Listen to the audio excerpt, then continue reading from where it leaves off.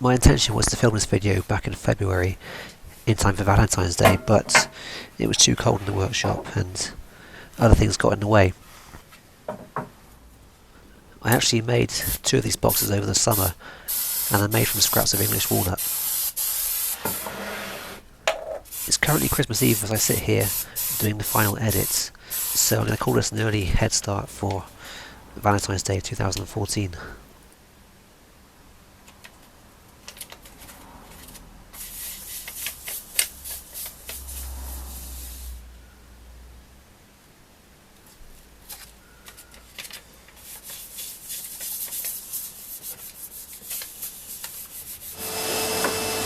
Here I'm just removing the bulk of the waste on the bandsaw.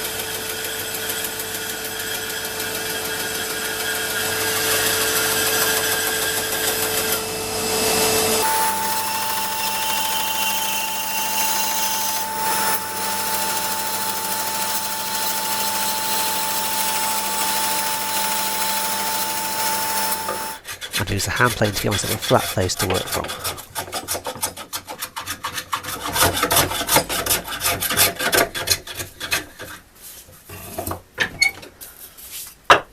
These boxes are essentially bandsaw boxes, and I bought 2 brand new blades especially for this, so before I can go any further I take the old blade out, put a new one in.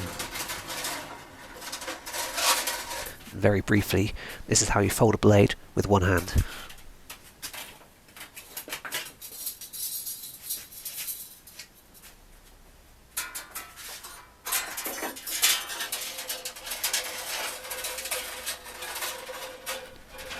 The blade I'm using came from Tough Saws in South Wales, and it's 1/4 of an inch wide with a tooth pitch of 14 teeth per inch.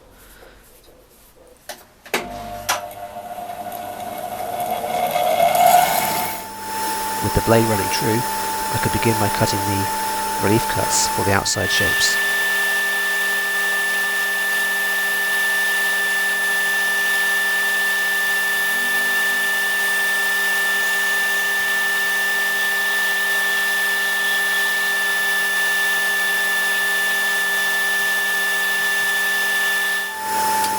Although I have increased the speed of this video here, I did find that the 14 TPI blades cut surprisingly quickly through 2-inch thick walnut.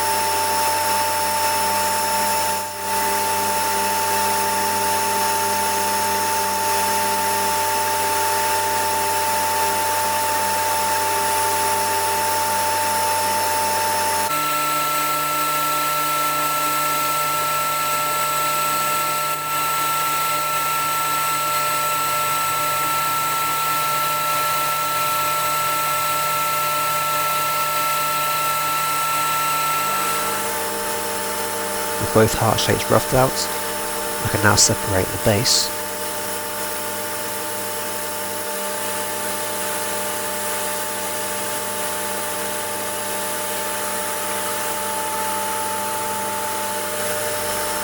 And then a lid for each box.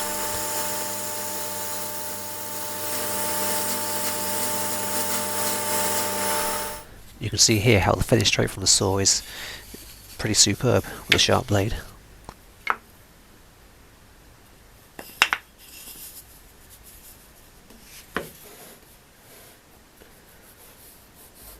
And here I'm just tracing out a wall thickness for the size of my boxes.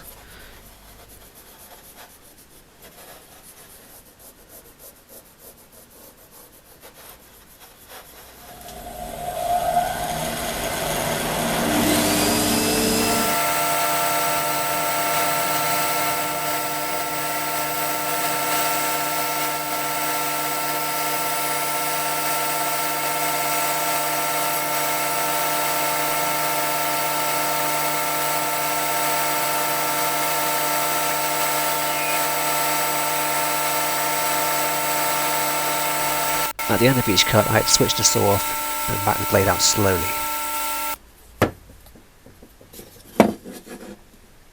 Before making the second cut on each box, I need to re-glue a portion of the saw kerf.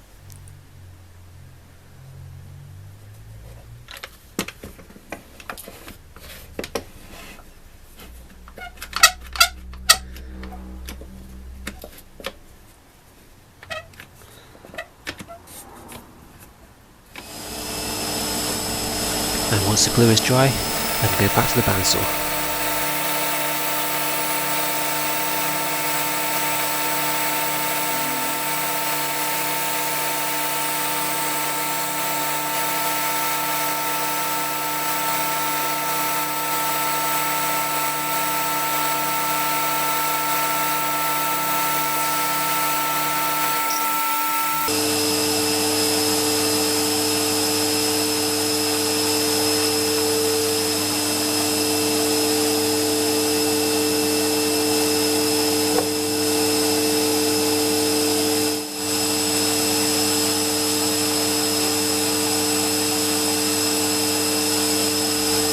After re-gluing the second saw cut, I used the box shapes to cut out some self-adhesive foam that would fit inside the base.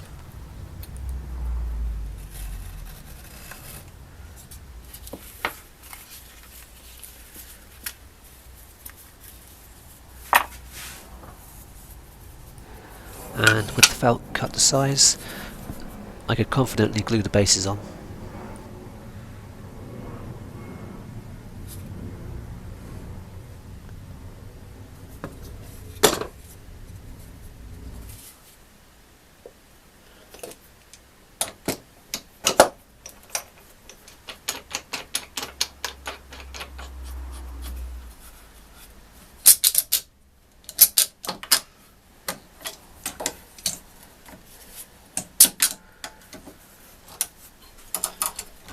I suffered a small amount of glue squeeze out afterwards, which I tried to scrape away with a sharp chisel, but the felt would inevitably hide any scratches.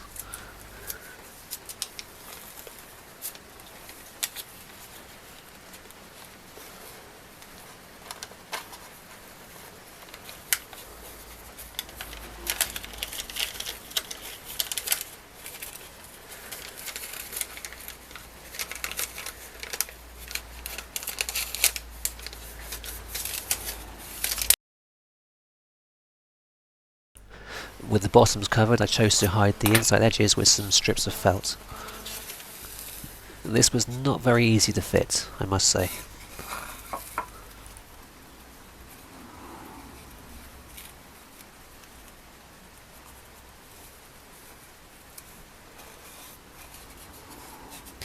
But I could use a sharp scalpel blade to push it into the corners and also to trim away the excess material.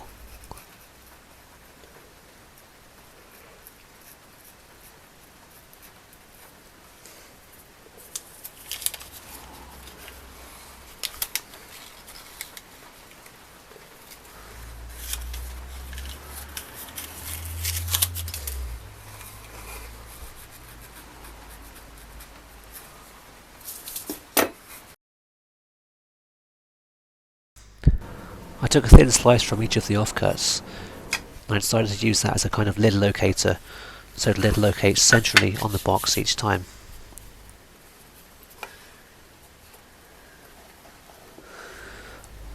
I left it in this position long enough for the glue to go tacky before taking it away to apply some clamping pressure.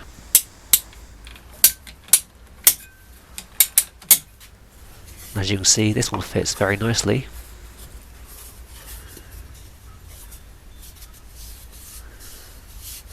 But there's a slight misalignment on the second box, which can be sanded away anyway.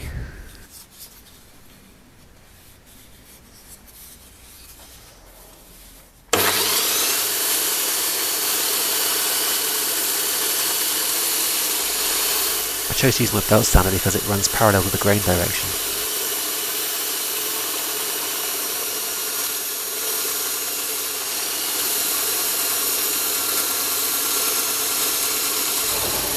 But for those concave curves, I went to my bobbin sander.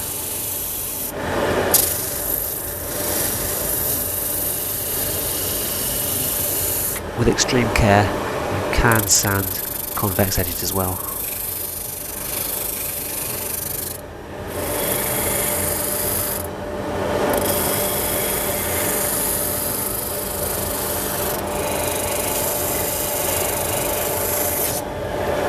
Before any further sanding, I want to remove the paper templates from the lids. And although the white spirit helped to dissolve the glue, it wasn't quite as effective as I was hoping.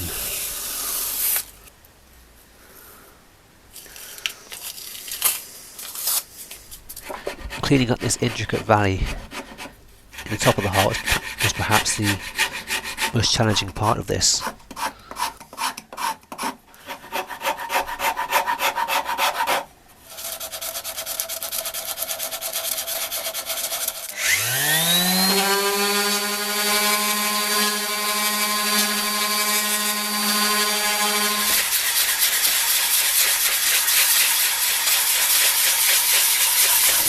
To finish, I applied several thin coats of Danish oil.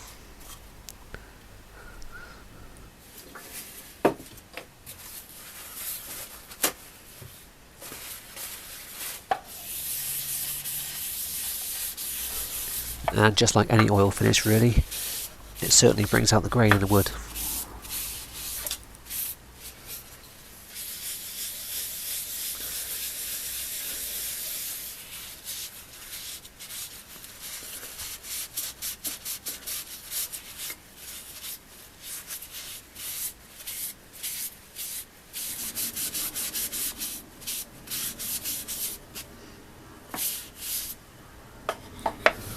And of course, finishing a project involves oiling the parts that won't be seen very often.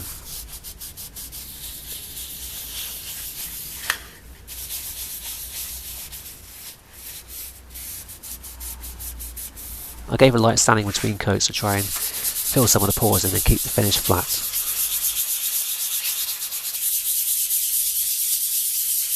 Because my final intention was to seal the wood and the oil finish with a few coats of lacquer.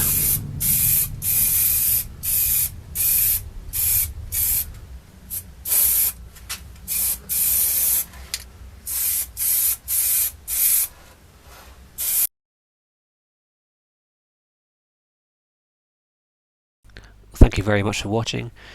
Have a great Christmas. Please like and subscribe and share, and I'll see you again soon.